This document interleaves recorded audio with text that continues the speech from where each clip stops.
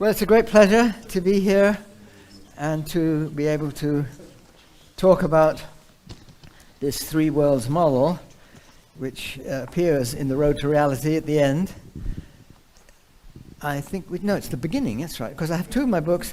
Shadows of the Mind is at the end, and The Road to Reality is at the beginning. I think that's it, yes. Anyway, it was sort of my way of trying to sort out things, which I'll try and get to here. This is this is projection from above, isn't it? So I could show, yes, that's a good idea. Okay, thank you. Now here's my picture. I better get this out of the way. And I think that's what this chair is for now. This is a picture of the three worlds. Actually, I want to talk more about the three mysteries. You see, the worlds, I should explain the idea here, is that, well, people think of the world mostly in terms of the physical world. That's this one down here. That's the world of, tables and chairs and planets and galaxies and atoms and all these things. And this is the world of our conscious experience. So that's consciousness. And this is the Platonic world of mathematical concepts, which I regard as a separate thing. If you're not a mathematician, often people who are not mathematicians tend to having trouble thinking this is a world out there, and somehow mathematics is maybe the product of our consciousness or something like that. But it's hard to be a product of something over here when this seems to be something dependent on something down here, and the operations of the physical world seem to accord with mathematics to an extraordinary precision. And now the precision we now know is really extremely remarkable, both in the quantum area and in general relativity. So we see an extraordinary precision. And this is the mathematical precision, and the mathematical laws which govern the way the world appears to operate were there long before there were any human beings. And so how can this world be the product of us if somehow we weren't there, and so on. So I've always had trouble with that point of view, and being a mathematician, I feel there's a sort of analogy more with archaeology than you might think. You sort of dig away and you find something. And that something has been there all the time. It may not have been recognized previously, may not have been understood previously, but it's been there all the time. And the view that it's somehow a product of our consciousness is not something which I can really accept. Now, what are these things here? Well, these are the mysteries. The world's here, and these three things are the mysteries. And the mysteries are, first of all, why is it? This Wigner, the great physicist Eugene Wigner, pointed this out at one point. The remarkable, I can't remember his phraseology now, but it was how extraordinary that these laws are satisfied by nature, and that we have laws simple enough to understand that seem to govern the way the things operate. So that somehow this is that mystery. And the mystery is also illustrated in this way, that there's a rather small part here which seems to engulf the whole world. So we seem to see, if you look at any mathematical journal pretty well, you will see that almost all the articles have nothing whatsoever to do with the physical world. I shouldn't perhaps say that if you're trying to support mathematics, which I do want to support, but most of the mathematics, maybe eventually it will have some important role to play in the world we live in, but most of it is just done for its own sake, which is fine as far as I'm concerned. But in the picture here, you see most of that mathematical world doesn't seem to have anything to do, at least not that we can see, to do with the laws which govern the physical world. And likewise, the part of the physical world which seems to evoke consciousness is extraordinarily small as far as we can see. I mean, maybe trees are conscious. There is some conceivable evidence there's something there, but I don't think many people think that. Nevertheless, we have people, a lot of them in this room now, and those are all conscious. And in my view, the dogs that some of them may own are also conscious. I think that this quality goes quite far down in the animal kingdom. I wouldn't like to say how far down. So I don't think it's entirely a human thing, but it's something which seems to be there as a product of things going on in the physical world, and they have to be organized just right for this consciousness seemingly to come about.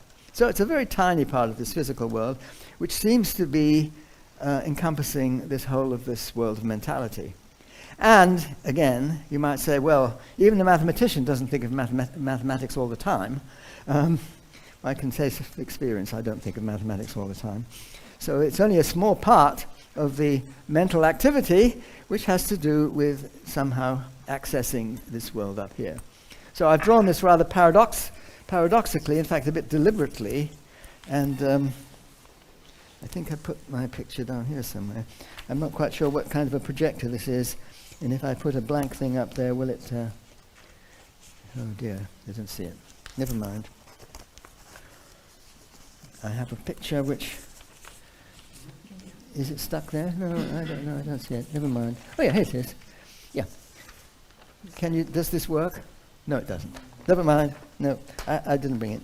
It's just my impossible triangle. And so you can see there is an element of that in this picture, because there's a fourth mystery, if you like. It's not just three mysteries, but the fourth mystery is how on earth you can have a system where each one seems to come from the one before, and yet it's a consistent picture. So I try to show it's deliberately drawn a bit like that impossible triangle, so that you can see that the whole thing, there's something mysterious about how that can be. Okay, I quite like to present mysteries.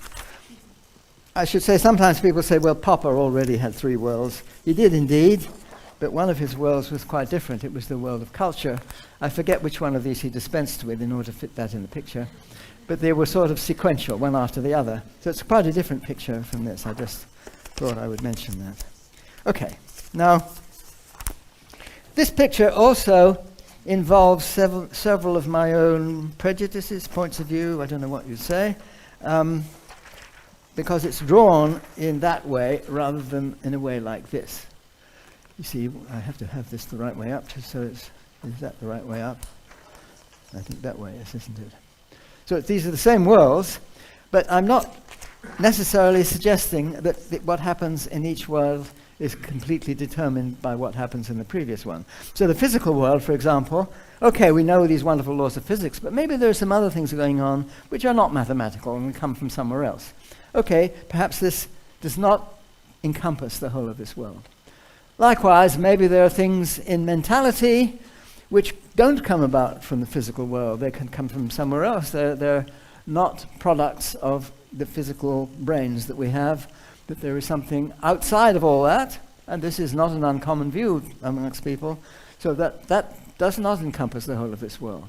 And maybe there are things in mathematics which are inaccessible to us in principle. Okay, there are a lot of things which are inaccessible in practice, not just difficult mathematics, but things which are just very complicated. You might say, how about the product of two numbers which would take about a year to write down each, and what's the answer to the product of them? Well, that might be too much even for current computers, and so you might say that's inaccessible. That's accessible to us in principle, because we know what we're doing. That's not what I mean, something that's too complicated just because it's complicated. Okay, just something which is in principle inaccessible to us, that might be true too, and some people have that view in mathematics. So these are all possibilities. But nevertheless, the picture that I like to hold is the one which I'm showing here, that each of these worlds is encompassed, except it's not that picture, is it? It's not that one either, it's this one. Here we go, it's that way up. Where somehow each world, a little bit of it, does encompass the entire of the other world. Okay, so that's my own prejudice or viewpoint or whatever you like to say. Leave it there, thanks. Now, sometimes people talk about Platonic world and they mean not just mathematics having this reality, but they're the other Platonic values. Truth is what I've basically been talking about. Truth in this most refined sense, mathematical truth, but then it applies to other things as well. Truth, and then there's beauty, and there's morality. That's the good, and I think Plato thought that was the most important one. Well, that has to do something with this world, so I've drawn it as though morality encompasses consciousness too, so some does seem to depend. Whether something is good or bad does depend upon whether the thing that it involves is conscious or not. That's certainly very important, so I'm drawing it as though it encompasses that. And then there's this axis of how we understand physical laws, and certainly the role of beauty is very important in trying to understand how physics works and that sort of thing. And so there's something to do with encompassing both these worlds. So I thought I'd just draw a picture like that for fun. So I'll keep that one on the top probably. Why don't I keep it there in case I come back to it? Thank you. Okay, now I'm going to say something about these worlds which has to do, I mean I could have talked about lots of topics here, but the one in particular which seems to have something to do with all of them at once. And so I thought that was rather appropriate. And this has to do with, well, first of all, the laws of physics as we currently understand them, we can put on a computer. In fact, this wonderful recent observation of apparently black holes spiraling into each other, it was observed in the LIGO system. And this depends upon very, very detailed calculations performed by people over a long period of time to work out what general relativity says happens when black holes spiral into each other. And this is very complicated calculational procedure. So you can put that kind of process on a computer. Well, you can put Newtonian physics on a computer, you can put Maxwell's equations on a computer, you can put the Schrödinger equation on a computer.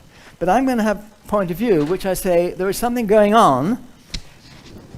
You see, the point of view maybe is that all physics, you see this picture is computable physics.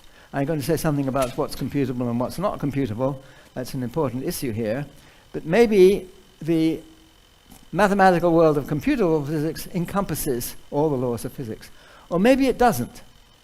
And what I'm going to try and say, in a certain sense, is that it encompasses a lot of what we do in physics, but there's a part of it, and it's that part which has to do with mentality, which is not encompassed by computational mathematics. And to make the point that there are things which are not computable in mathematics, I'll make that point later on. So that's an important part of what I want to say, that there are things in mathematics which you cannot get the answer putting it on a computer. We know that. It's not very well known if you're not a mathematician or a mathematical logician, but there certainly are such things. So it's a reasonable question to ask, whether the laws that we, not just the laws we know, but maybe laws we don't yet know, which are not computable. And that's a question which I want to consider later on. Let me put this down here. I might need to look at it again. Okay. Now where are we? Okay, now let's talk about this issue of computability. And it all comes down to a question. Let me put this like this. You see, people often say we think about computable or not computable, and they're talking about complicated things, but they're finite. The game of Go, you can put it on a computer and it seems to do pretty well at beating even the world champion and so on. And the game of chess, but then you can present arguments that maybe even these good chess-playing computers don't have the faintest idea what they're doing. And I've got an example which explains that, but let me not do that here. The main argument about things that computers can't do comes from things which are infinite. Now, you see, people often think, oh, well, you can't really think about the infinite. That's completely wrong. You certainly can. And, for example, I can make a statement about infinite numbers that I don't think, infinite number of things that I don't think people would quibble about. If you take two numbers, and when I say a number, I mean a natural number. What I mean is a number 0, 1, 2, 3, 4. Sometimes mathematicians don't include 0. I'm including 0 as a natural number. A non-negative whole number is a natural number to me. And okay. Suppose you have two even numbers and you add them together, then you get another even number. That's a statement about an infinite number of things. And you don't need to, think too much about infinity. If you add an even number to an odd number, you always get an odd number.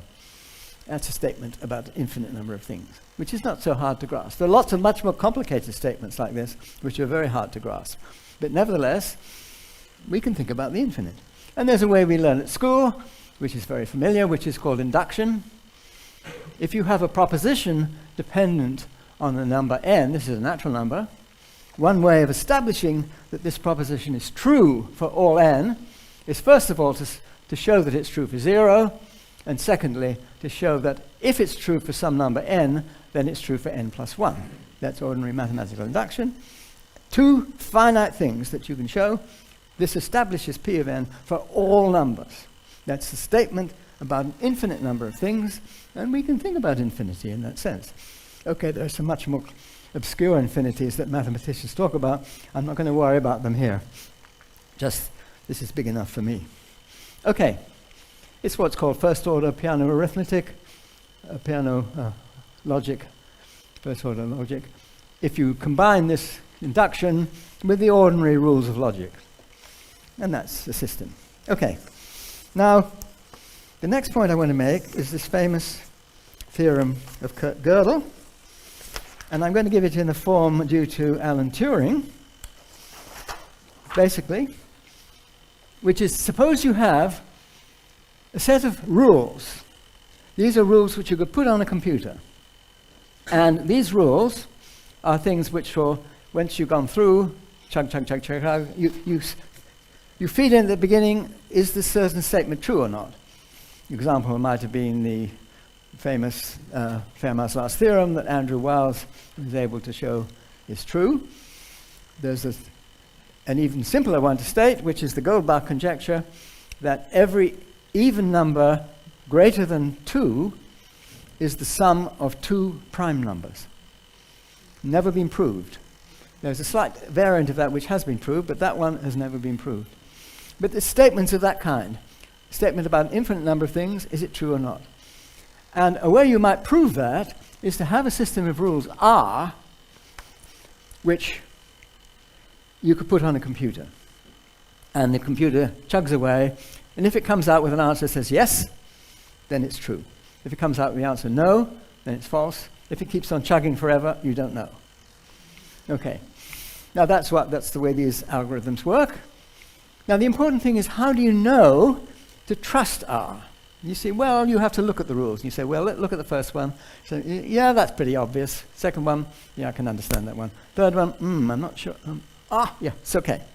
And you go through them all, and if you convince yourself that everything, if it's followed correctly by the computer, and it comes up with the answer yes, then it's a convincing proof that it is actually true. Now, suppose you have that belief that this system R is not a load of nonsense. It really does. If it says yes, the statement you fed in, the question that you've asked it, if it says yes, it's true, then you believe it because you've checked these procedures and they convince you it's right. Now what Gödel does, it's an amazing thing. I learned about this when I was in my first year, I think it was, as a graduate student in Cambridge, and then I went to a course on mathematical logic, and I'd heard that Gödel's theorem seemed to prove things that seems to show there are statements you can't prove. I didn't like that idea. What he showed is not that. What it shows that if you've got a particular system R, which you regarded as your proof systems, then Gödel construct a statement G of R. I could do that in detail, but I haven't got a time to show. It's not that hard to show using Turing's ideas. If you've got what Gödel shows, there's a statement G of R, which the way it's constructed and what it means, you can see that G of R is actually true, but that it is not derivable by these rules. See, it's not unprovable because you only settled on this particular set of rules as what you're regarding a set of proof procedures. And you've convinced yourself that if the system says yes, it's true, then you believe it is true. But then the way that Gödel constructs a statement, you can say, yeah, that one's true too. But it's true on the basis of your trust in the system, not by using the system. By using the system, you can't get it. But by understanding what the system actually means and why you trust it to be reliable, tells you that G of R is true too. So in a sense, that's a proof. It's just as good a proof as anything you use deriving R. It's not unprovable. It's unprovable using R, but it's not unprovable in an absolute sense, because you can see it's true on the same basis of your trust that R only gives you truths. I found this absolutely stunning when I heard that. And it kind of shifted my viewpoint in an important way. Now, I think it's useful at this stage to give you an example of a Gödel theorem. See, people often say that these things are so obscure that you're never going to be interested in them. Well, of course you are in principle interested in them, because if they're not provable by means of a certain set of rules, that's interesting. That's mathematically interesting. But let me give you something else, which is a little bit more specific. It's a nice example, which is not nice because it's easy to explain to people who don't perhaps know a great deal of mathematics. All you have to know, well, you have to know what a natural number is. Let's take an example to explain it. I'm going to choose the number 1077, and what I'm going to do first is to write it in a binary form. Now, people are familiar with that. What it means is that each of these ones in this binary expansion stands for a power of 2. And the powers go up as you go up to the left. And so this is telling you it's the sum of these powers of 2 on the right. I'm afraid my eyesight isn't good enough to see those numbers. I hope you can. Anyway, those are the powers of 2, which, when added, distinct powers of 2, which added together give you 1077. And any natural number will have such an expansion. Now, first of all, you look at this and you say, well, that's all very interesting, but you've got some exponents there which are not written in this way. So you say, okay, well, there's a 10 there. You say, okay, let's write that as a power of 2. That's 8 plus 2. And I'm writing all the indices that way. But I'm still not finished, because I've got 8. And 8 is 2 to the 3, etc. So, well, anyway, you can keep on going up and up and up in the powers until everything is written in terms of powers of 2. Now, what I'm going to tell you, is this is the theorem due to Goodstein, proved in, I think, 1945 or something. Very remarkable result. I'll explain what it is. Once you've written your number in this form, I want to do two things to it. First of all, is to look at all those 2's and replace them by 3's. So that's the base. That's operation A. Replace the 2's by 3's. Okay, the number has got much, much bigger than it was before. I'll say a little bit more about that in a minute. That's operation A. Operation B is subtract 1. Okay, that little 1 at the end comes off. The number hasn't changed much. And then operation A again, replace all the 3's by 4's. Operation B, subtract 1. It's a little more complicated now because there isn't a handy 1 sitting at the end. So it's like subtracting 1 from 1,000 and getting 999. But this is in base 4. So you've got these coefficients, the 3's there, which are so less than 4, but you allow them. But the 4, everything else is in terms of the powers are with 4's in them. And you just go on, A, B, A, B, A, B, like that. The 5, you go to the 5's, and so on. Now what happens to these numbers? Well, they get bigger and bigger and bigger. So you see, I put written down roughly. The green ones, what is it, 10 to the 40 or something? I can't see anything, but you can probably see it better than I can. Even though there's a splodge at the end there, I'm sorry about that. Come to that in a minute. Okay, you go on, the numbers get huger and huger and huger. Subtracting 1 doesn't make difference. They get bigger and bigger and bigger. And they finally end up with 0. This is absolutely stunning. This is Goodstein's theorem. Now, it's been proved by Paris and Kirby that it's true. Well, Goodstein knew it was true. I'll come to that in a minute. It cannot be proved by mathematical induction. It's a Gödel-type theorem. It's a theorem which cannot be proved by the ordinary mathematical induction. How do we know it's true? Well, I can tell you. You have to know a little bit of mathematics that you may not necessarily know here. I'll only give it this for the experts. What you do is you cover up all the powers, the bases, and then operation A doesn't do a damn thing. The thing that's blocked off is the first of Cantor's ordinal number, infinite ordinal numbers called omega, and the first operation does nothing. The operation B subtracts 1. It gives you a smaller ordinal. And there's a theorem that if you take a reducing set of ordinals, it's got to end up with 0. Of course, that's a little bit hard to see. If you want to get more insight into this, I would try it first with 3. That comes down pretty fast. Then try it with 4. I would not recommend you're using your laptop. I would not recommend you're using a mainframe. I would not recommend using any computer in the world. I would recommend you take a pencil and a piece of paper and fiddle around with it for a bit.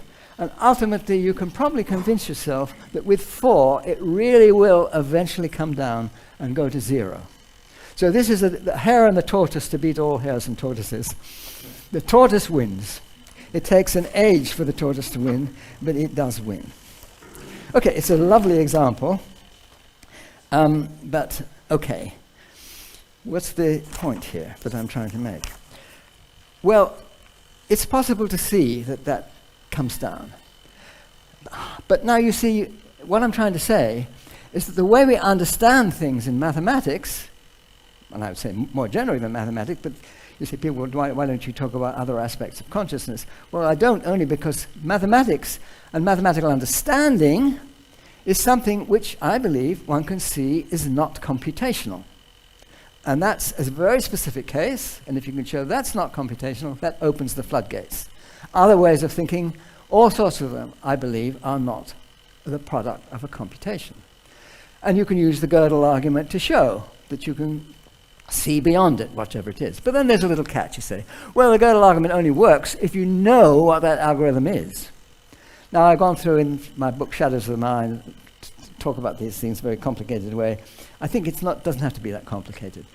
Any algorithm which is powerful enough to see that the Goodstein theorem is true, or even with just the number 4, any algorithm which can do that, how did it come about? If it's sitting in our heads, we may not know it, but it's in our heads. Well, how did it come about? Well, natural selection, sure. Okay. Well, here is a little cartoon I've made. I think it doesn't matter which way around it is here, because there are no letters, but let's put it that way around. I'm trying to show that being a mathematician is not a selective advantage. I think it's probably still true, but I'm trying to point out that it was probably true for our remote ancestors.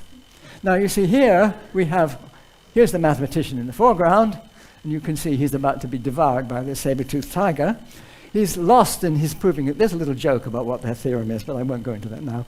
He's about to be devoured by the saber-toothed tiger, so his selective advantage into mathematics is pretty negative. What about his colleagues over here, his cousins and so on? Well, they're doing useful things like building mammoth traps, building shelters, domesticating animals, growing crops, all these things. They've used their understanding in a general way to develop these skills. Just mathematics, no. But what the point I'm trying to make is that to have as an algorithm in our heads which can see that the number 4 comes down, how could that possibly have come about by natural selection? One that we don't understand what it is. There's no way, as far as I can see. It's not a result of natural selection. An algorithm like that cannot be. Maybe a general procedure for understanding, yes. But I'm trying to say that from this argument that it's not an algorithm. That's the point. And the fact that you can have things which are not algorithmic is the point I'm trying to make. I guess I should put this up here, which is just what I'm trying to say, that mathematics, being a mathematician itself, is not a selective answer. We have an algorithm for doing mathematics. That's not the point. But having a general procedure of some sort, which cannot be an algorithm, for understanding things, sure, that was what was selected for. That's the point I'm trying to make there. But how it can be something non-computable is a question people worry about. Well, let me give you a specific example of something non-computable. It's something we know is. It's a nice example because, again, it's something easy to explain to people. I'm going to talk about things called polyominoes. These are made of equal squares glued together along their edges. So you take a number of these squares and you make a shape. There's one shape, there's another shape. And the question is, can you use that shape to tile the plane? The infinite plane, can you cover the whole plane without any overlaps or gaps? And for these 2 particular ones, I've shown a way to do it, so that's fine. Maybe you're going to need 2 shapes. You see, here's an example where each one of those individually, you go away and you get a gap and it doesn't work. If you just take the F-shaped one, that doesn't work either. However, if you've got both of them together, sure, you can do it. So this is the kind of problem I'm talking about. Here's another example, just a single shape, and it's a little complicated to see how it works. But yes, you can cover the plane. What about the general question? Could you have a computer which will give you the answer yes or no, depending on whether the shapes in the set will tile a plane? Well, here's a nice example, which I made up. I would like someone to try it on a computer. It would be rather nice. Try these shapes, put it on the computer, try to cover as big a region as you can. I wonder whether it could get one this big. I would be interested to know. If it can, I'll take one which is twice as big and give it back to the computer. I know how to do it, but it's not any algorithm which I know of which would give it. I happen to know it's true for a particular reason. Those of you now might say, well, look it up all my papers and see if you can find how to do it. You could do it that way, but you'd have to find the right paper, and I'm not telling anybody.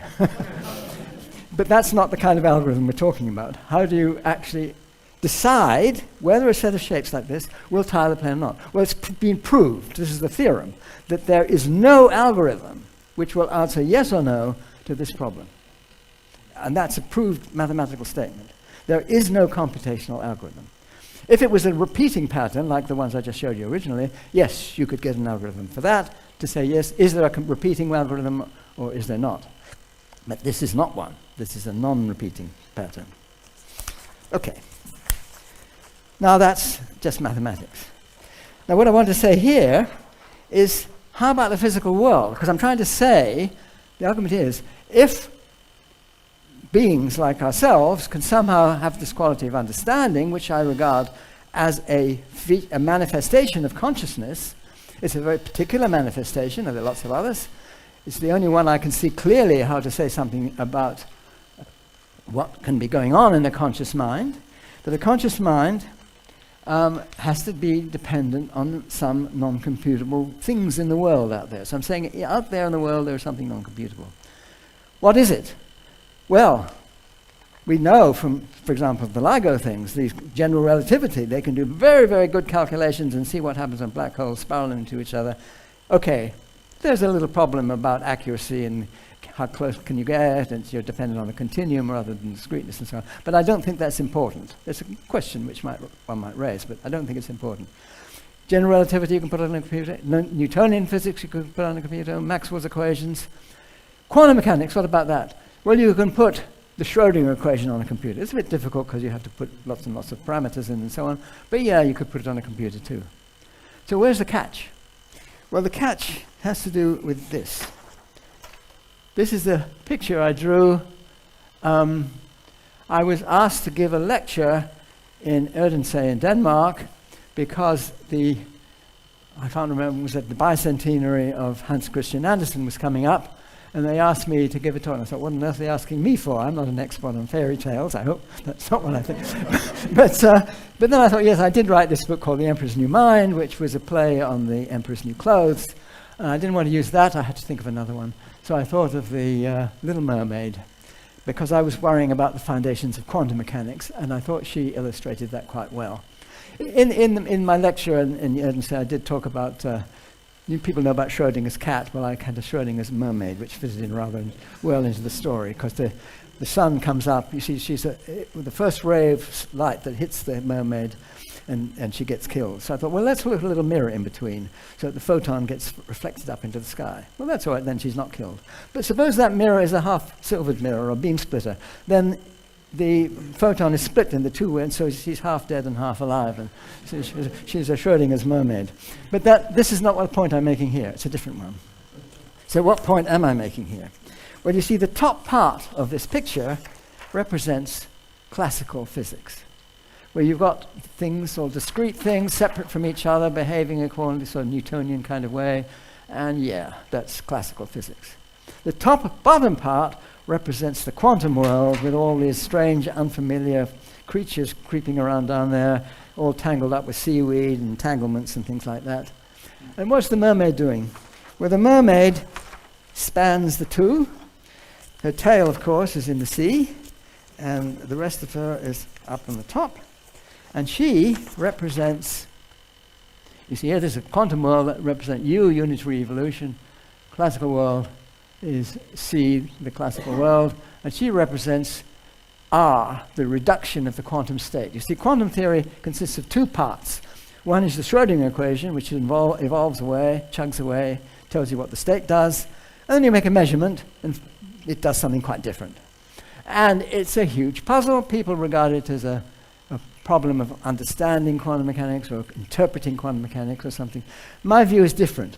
My view, in accordance with Schrödinger's view and in Einstein's view and a little less familiarly known Dirac's view, quantum mechanics is a provisional theory.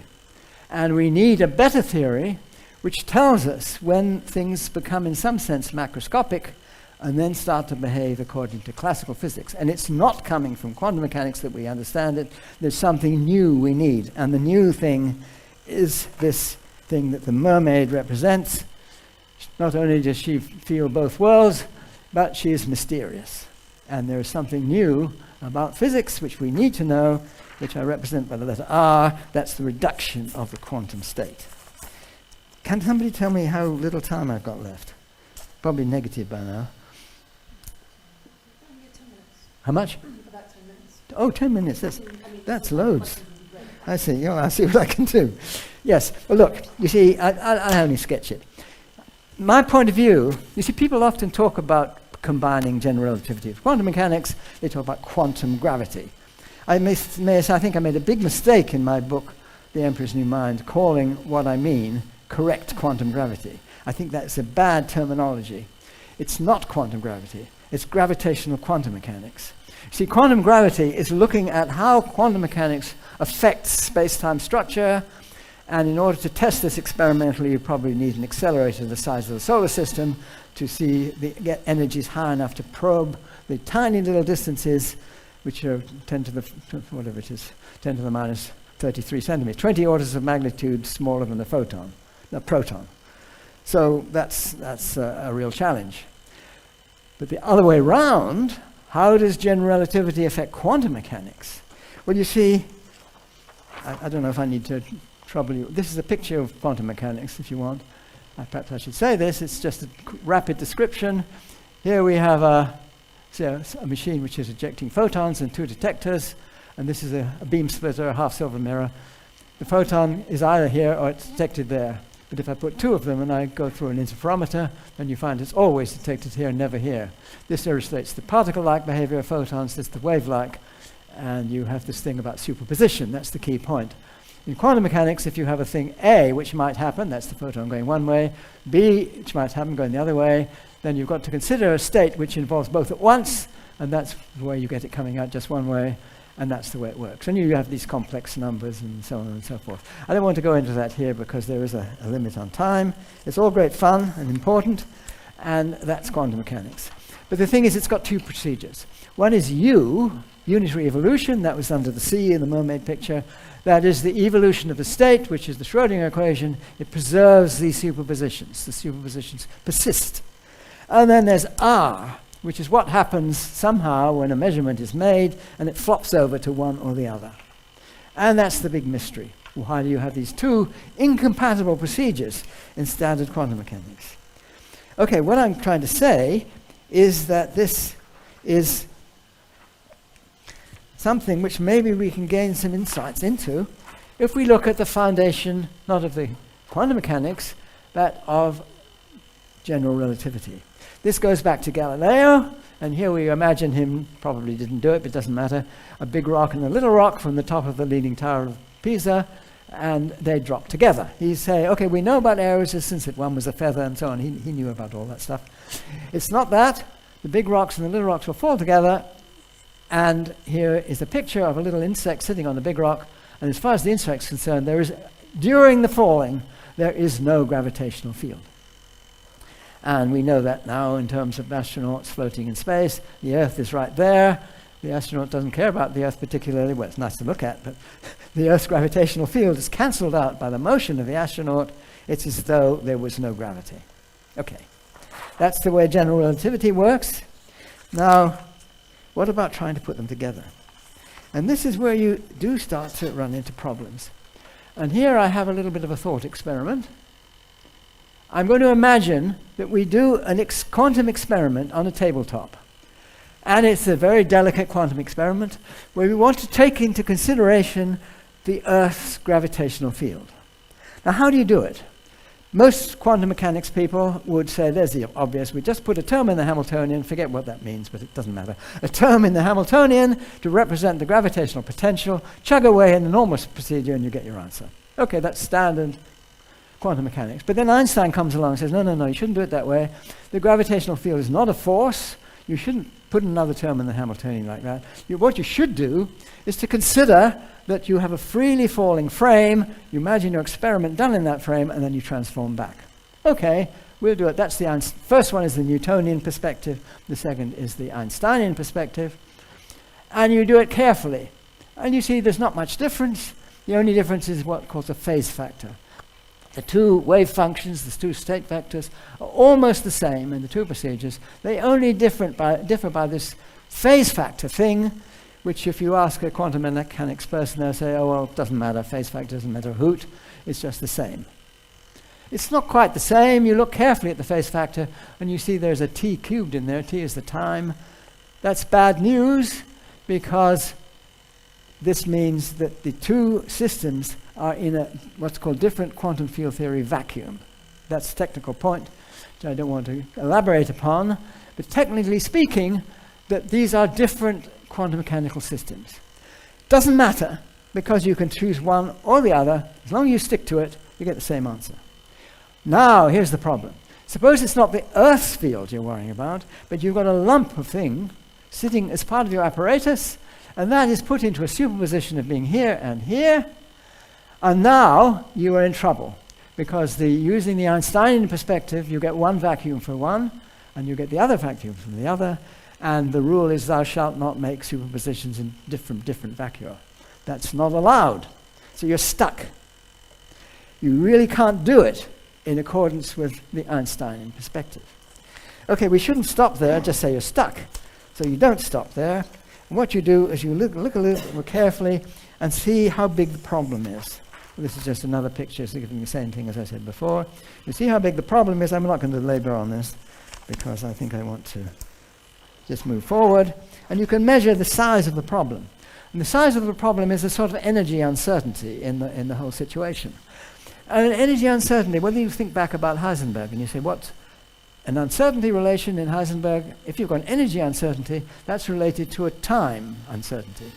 And it's relevant to particles which have a decay. So you decay into one thing or the other, and the decay in a certain lifetime, the reciprocal of that lifetime gives you an uncertainty in the energy of the system initially. That's well established, well understood quantum mechanics. But now I'm using it in a strange form.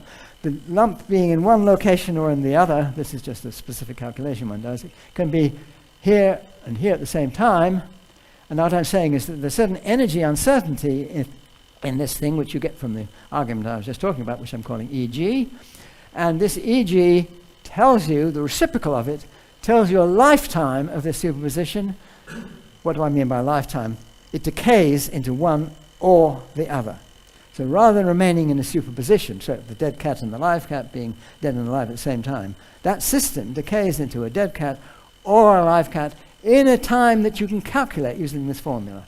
For a cat, it will be a ridiculously tiny fraction of a second, we whoop one or the other.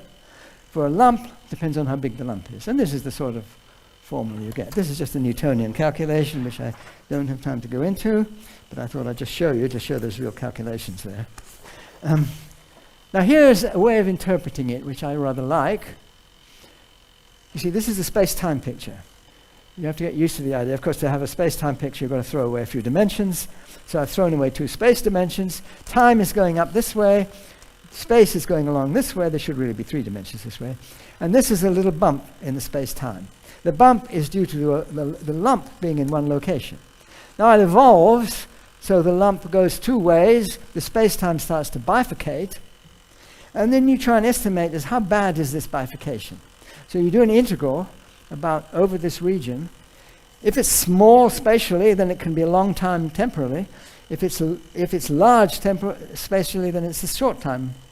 And that gives you a formula, which is a formula which I use here. EG is the energy uncertainty, and the time scale over here is the time this takes to reduce. Okay, there's some serious calculations in that.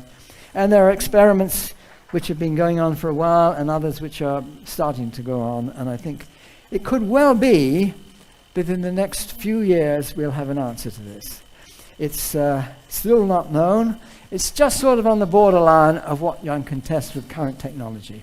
It's quite unlike testing the quantum effects, how quantum effect affects gravity. That's quantum gravity in the normal sense. That's way off the picture. But how gravity might affect quantum mechanics, that's just about what people can do in experiments. And yet there is no answer to that question. Anyway, I should go back to my picture which I just showed you and try to find a transparency which has almost certainly disappeared. But let me go back to this picture. It's disappeared because it's smaller than my other ones. And my eyesight, can you see anything here? Which one? A little tiny one. There's what on it? There's only one little tiny one. It's probably not there. It's probably vanished, and I've got it. Don't look any further. Here it is.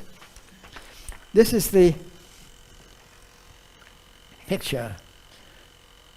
So what I'm saying is that there is a choice. The universe decides to do one or the other. Now, in current quantum mechanics, that decision is random.